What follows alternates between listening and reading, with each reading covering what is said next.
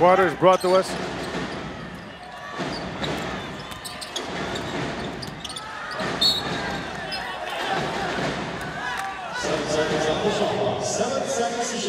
Fourth quarter has begun. This brought to us by Motolite for Express Atid Service. Call 370-6686. Alaska, unang possession dito. Trying to make this run. Dahil trailing sila the entire game so far. Azul missing the layup and Junmar Fajardo stand-up rebound para sa kanya. Another tough stance defensively for San Miguel, not allowing Alaska to have a first crack here in the fourth quarter. For Alaska, all they need is probably a 4-0 run. And if that happens, they break the 10-point mark, it's going to be a different story. Marcio hinahanap si Junmar. 3 to shoot, turns around, jumper. Wala yan sa rebound, tapikan ng bola. Roth gets it to Tubit. Look at a hustle play from these SMB guards. Junmar, patungong baseline, tatlo na collapse sa kanya. And a foul is called. They're asking for a traveling violation. At nakikita natin yung mga reaction ng Alaska Aces inside. A bit of frustration as well. Hirap na hirap sila kay Junmar. Very, very frustrating, especially when you try to make a pretty good defensive effort, which Eric Menk did. You know, the help did come, but it's not good enough. I mean, he got the ball again, then he went back up and got fouled. Now he's at the free throw line. Free throws are brought to us by Smart, Livermore, Junmar have been going to the line time and again. Wala ng third quarter pa lang. And he has been delivering as usual for his team. Eric, anong balita? Alaska behind 12 points as the fourth opened. Coach Alex was just emphatic on being more on point with their defense on the paint, especially with Junmar making it a struggle. On the other end, pangalagaan ang bola. They can't be losing the leather unnecessarily. Make sure that as they penetrate, it's not all about going into the shaded area only. It's also maximizing their corner options for guys that can be more accurate with their shots. Balik sa inyo? O yun na nga, actually, yung hinahanap ni Alex Compton dyan is asan na yung pagpatakbo ng opensa natin the way we did it during our semi-final sweep against Star. You know, you're kicking it out, you're changing it up, and ngayon parang medyo stagnant ng opensa nila. Well, the situation for Alaska is their first team are not generating enough baskets. The people who are scoring so well are the guys coming off the bench. Good thing, led by itong si Vic Manuel. You talk about the points off the bench, Alaska is actually lording it over 41-10 on that department. But the first unit, kulang na kulang ang production. Tama yun, kasi other way around naman, yung starters naman ng San Miguel, sila naman ang tinatambakan ng starters ng kabila. Kasama na dyan, siyempre, itong si AJ Reed, dahil tuloy-tuloy ang kanyang pagpukol, he already have 22 points in the game. So some of the same similar shots that he was getting in that game versus Rain or Shine, the last game that where they finally closed out Rain or Shine. But just, you got to admire the aggressiveness and the physicality. I mean, you look at him. He's taking it to the basket. That's what you're supposed to do. Forget about the foul. He doesn't even look at the referee. No, nabangga siya ron, may contact. Would have marked for the foul, but happy just that the shot went in. They try to go to Azul dito sa kanto. Harap mismo ng ating panel. He brings it to the quarter court. Let's fly a three. All alone for the rebound was Manuel. 3 white shirts just watched him. And they're lucky that he missed on that putback. Reed leaving it para kay Arwin Santos. Walang layup, pero mayroong foul. Balik sa linya. Dipunta sa linya. And that's just an incredible advantage on the side of San Miguel, because they have a last-line defender in Fajardo. Probably not a lot of times he's gonna block, but the ability to change the shot of his opponent is impeccable. We saw that layup a while ago mula kay Reed. That's a Motolite Express Atid play of the game, brought to us by Motolite Express Atid. Call 370-6686.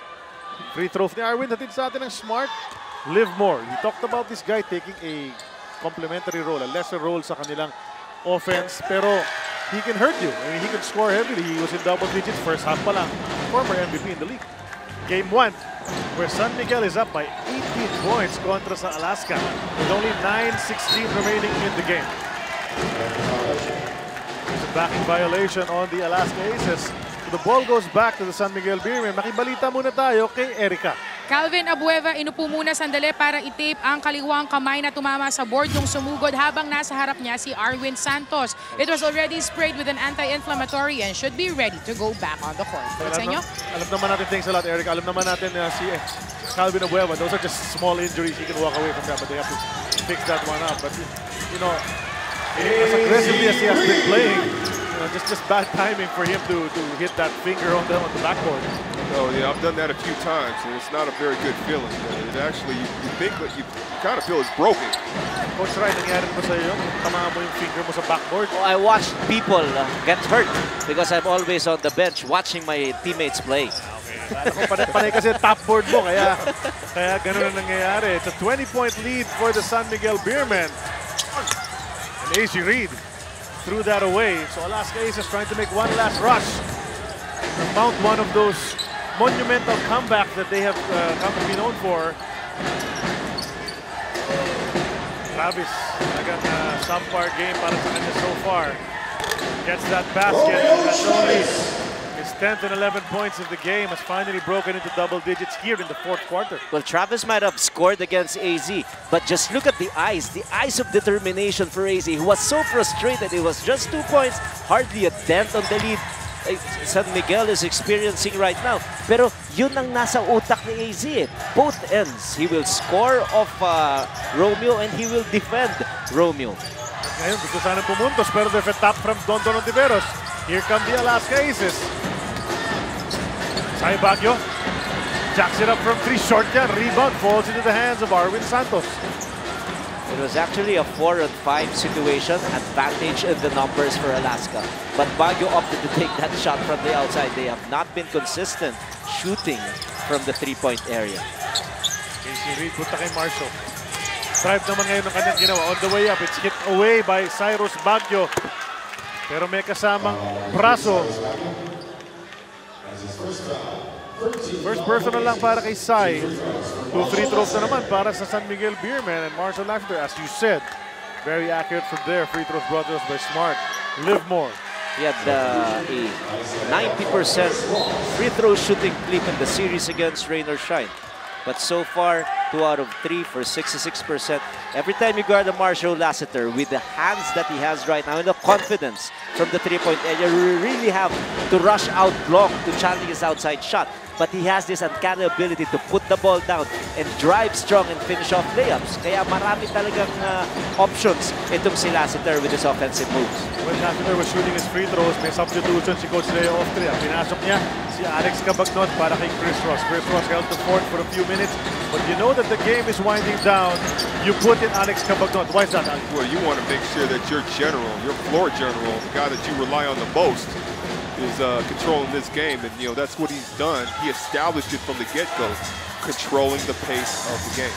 And that is also what is nice with a Chris Ross in your roster, because Chris understands that he will just have to play quality minutes. It's not like he's the top point guard in this team. All he needs to do is probably play 13 to 15 minutes, put in the energy, just protect the lead if they are on top, or put in a lot of energy if they are down. So for whatever is worth, ang ganda ng performance si Chris Ross, and now, ito nang si Cabagnot ang kailangan magtapos ng laro. Although he committed his 4th personal on that sequence, Mintis on the outside shot si Dondon Ontiveros, pero last touch ang San Miguel Beer. Aces will keep the ball, trailing by 20. 6:27 remaining. Baguio mag-i-inbound. Nakita si Dondon, iniiwan mula sa 3. Too strong, AZ Reed nakakuha ng rebound. You might talk about a lot of things that is haunting Alaska in this particular ball game. Number 1, only 11 points for Travis, not very efficient from the field. The other one, they have not hit their 3-point mark consistently. But the other thing, Ali, we've been talking about this off the air. Their inability to force turnovers and to score off the turnovers. So far, 12-0 advantage is with San Miguel. And in the entire conference, they're averaging actually 19 turnover points per ball game. Well, it's come back to haunt them. Yes. You know, this is the wrong time for it to happen, especially when you're trying to establish, you know, trying to draw first blood in a 7-game series. And right now, San Miguel Beermen content on just trading baskets with the Alaska Aces after having erected a pretty big lead here in the 4th quarter with time dwindling down. So they're just happy, basket here, basket there, and then just trying to make stops on the other side. They look comfortable. They look comfortable now. I mean, they don't look, I'm not saying that they're relaxing because they have this lead. They just look a lot more comfortable and a lot more confident in what they're doing.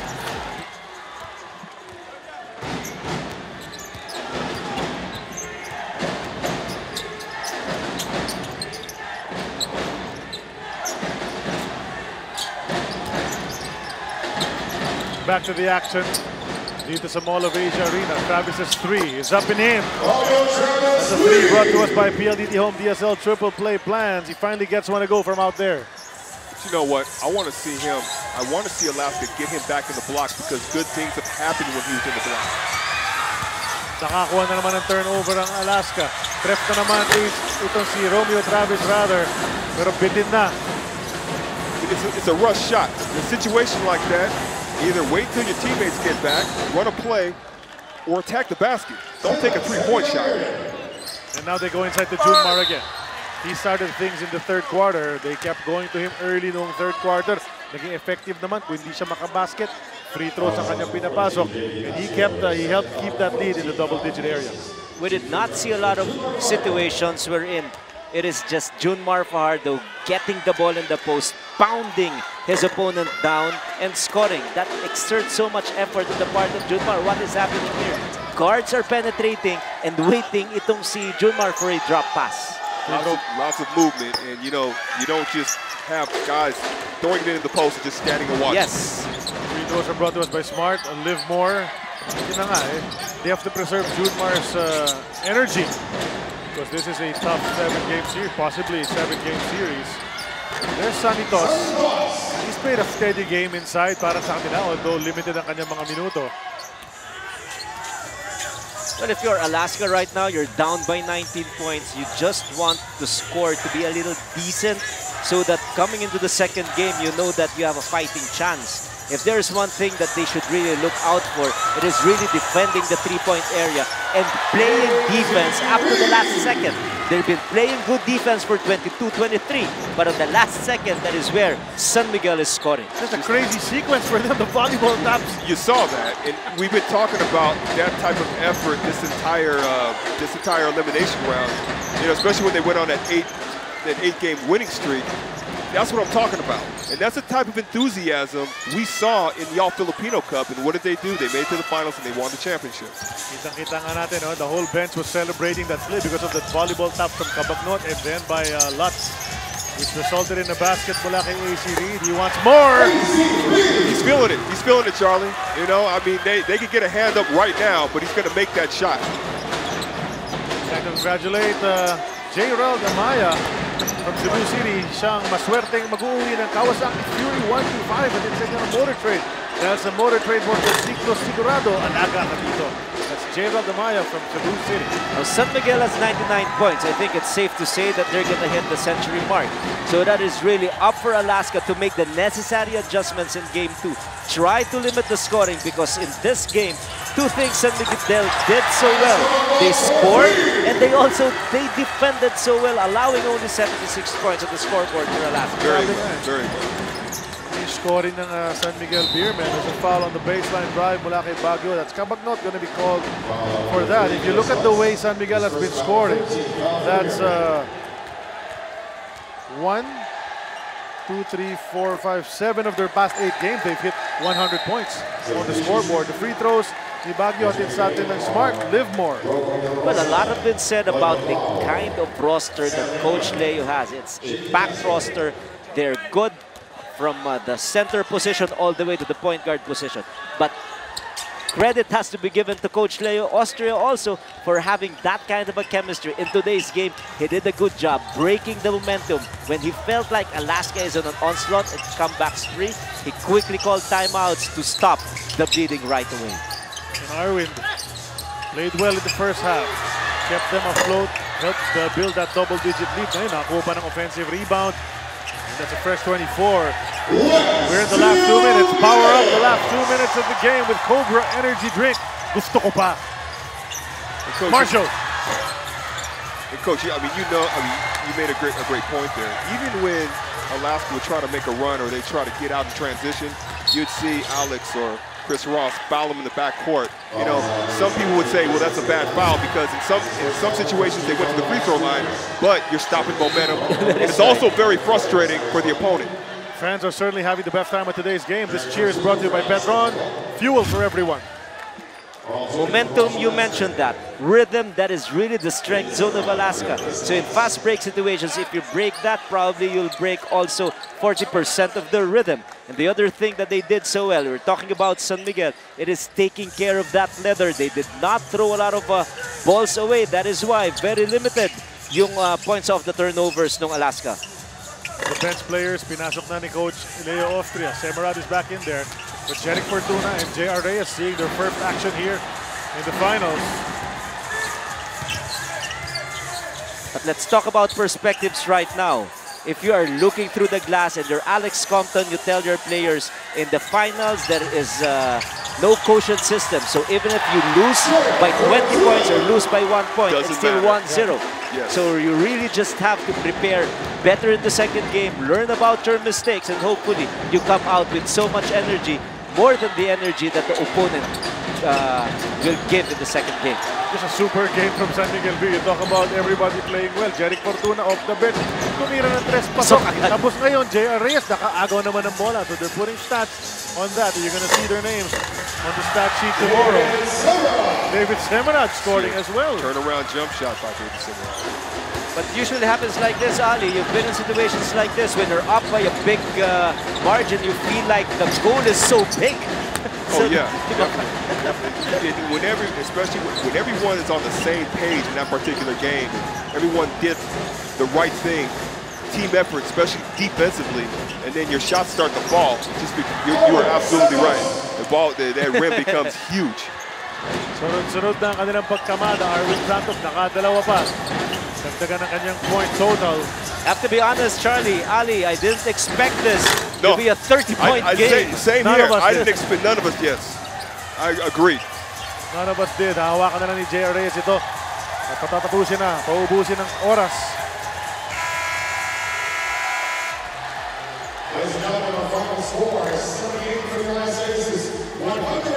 It's a 30-point victory. Convincing opening statement mula sa San Miguel.